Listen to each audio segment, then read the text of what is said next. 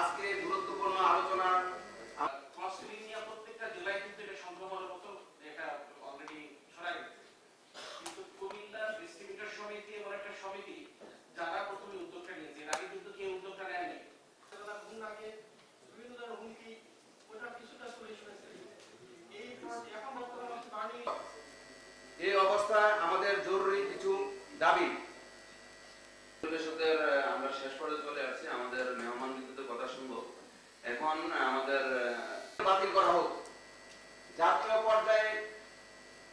পর্যায়ে গ্রাহকদের সচেতন করতে আবার যদি আমি ডিস্ট্রিবিউটরে আসি, ঠিক ডিস্ট্রিবিউটর দিল হিউজ পরিমাণ ইনভেস্টমেন্ট, তারা সিলিন্ডার এবং ফিল্ড অফিসারদের সমন্বয়ে আমাদের নিজ নিজ। আমি হুসাইন মারুফ, আমি কুমিল্লা গুণগত মান নষ্ট যে কথা বললাম, ওখানে কি পরিমাণ গ্যাস ভরছে এবং এই জন্য আমি বলতেছি অন্যথায় আমরা ভাও ভাঙ্গি খাদে পড়তে, এটাই আমাদের অবস্থা।